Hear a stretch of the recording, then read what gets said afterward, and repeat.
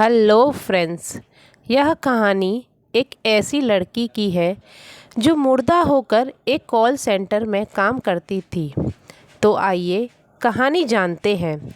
यह बात एक गुड़गांव इलाके की है जो अब बदल कर गुड़ग्राम हो गया है।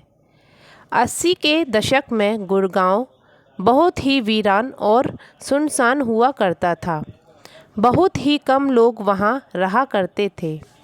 कोई भी उस इलाके में जाना पसंद नहीं करता था और रात को तो बिल्कुल नहीं।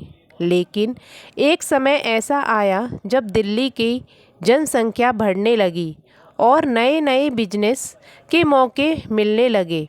तो दिल्ली के आसपास के इलाके जैसे नोएडा और गुड़गांव को एक ऐसी सिटी में बनाने का ख्याल जनता के मन में आया जहां हर एक मल्टीनेशनल कंपनी के ऑफिस और हर एक सुविधा उपलब्ध हो।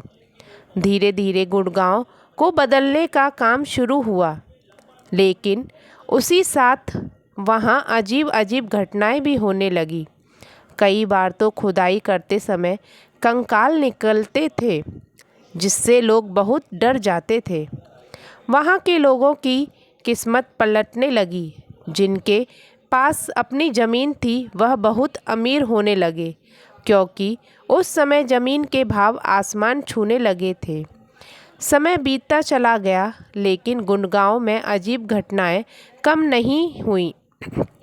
कारणों का पता लगाया गया और पता चला कि जब भारत में मुग़ल रहते थे तो उस समय इस इलाके में बहुत डाकू रहते थे जो गुड़गांव से जाते किसी भी मुसाफिर को लूट कर उसे मार देते थे और वहीं दफना देते थे।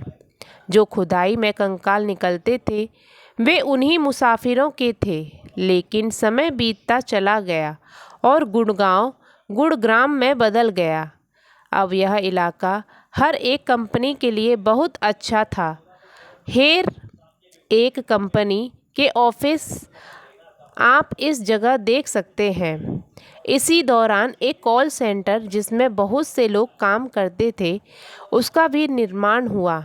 उस कॉल सेंटर में लड़की काम करती थी जिसका नाम था रोजा, जो अपने काम को लेकर बहुत ही सतर्क थी और बहुत ही अच्छे तरह से काम भी किया करती थी।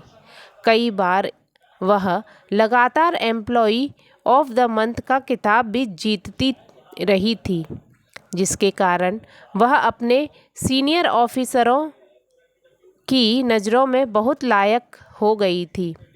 उसकी टीम लीडर उसके काम पर लगातार नज़र बनाए रखते थे और देखते थे कि किस तरह वह कॉल सेंटर में ग्राहकों के प्रश्न के उत्तर देती है।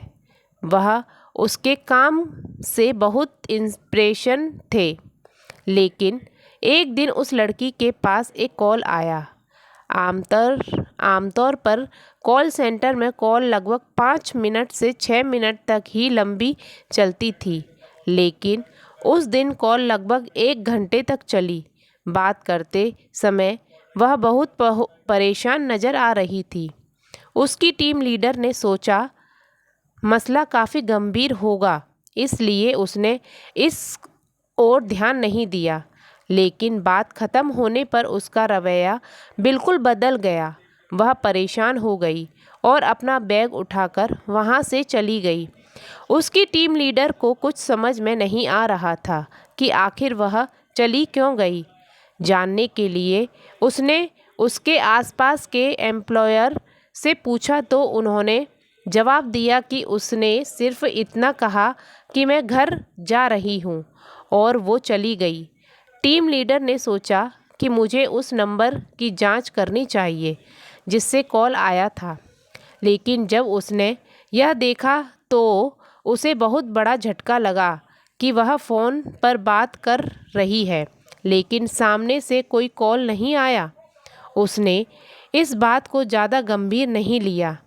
अगले दिन जब रोज़ को कंपनी आना था तो वह वहाँ नहीं पहुँची। टीम लीडर को चिंता होने लगी, क्योंकि पहले ऐसा कभी नहीं हुआ था। उसने सोचा कि शायद उसी कॉल की परेशानी की वजह से वह आज नहीं आई होगी। दिन बीता, दूसरे दिन भी रोजा सेंटर नहीं आई। टीम लीडर ने उसे कॉल किया लेकिन उसका फ़ोन नंबर बंद आ रहा था। मेल किया, मैसेज किया, लेकिन रोजा से संपर्क नहीं हो रहा था। टीम लीडर ने नाइट शिफ्ट में रोजा को घर छोड़ने वाली गाड़ी के ड्राइवर से पूछताछ की और रोजा का पता निकाला। कंपनी के किसी एम्प्लॉई को उसे उस पते पर भेजा गया। जब उस व्यक्ति ने उस पते के घर मालिक से बात की तो पता चला कि यहाँ इस नाम की कोई लड़की नहीं रहती। एम्प्लॉई ने बोला, लेकिन ड्राइवर उसको यहाँ छोड़कर जाता था। इस पर मकान मालिक कहता है, शायद वह यहाँ उतरती हो, लेकिन उसका घर आसपास ही हो सकता है। पता करने पर वहाँ रोजा का कोई पता नहीं चला। एम्प्लॉई ने यह खबर अपने बड़े अफसरों को बताई। उन्होंने सोचा कि शायद किसी प्रीवियस के कारण रोजा ने अपना पता सही न दिया हो, लेकिन कुछ दिन बाद रोजा का पता कंपनी द्वारा निकाला गया। दोबारा उस पते पर कंपनी ने अपने एम्प्लॉय को भेजा। एम्प्लॉय द्वारा भेजा गया व्यक्ति उसके घर पहुंचा और रोजा के माँ बाप से मिला और रोजा के बारे में पूछताछ की और वहाँ पर कई दिनों से ऑफिस नहीं आ रही है। माँ बाप ने कहा, कब से नहीं आ रही है?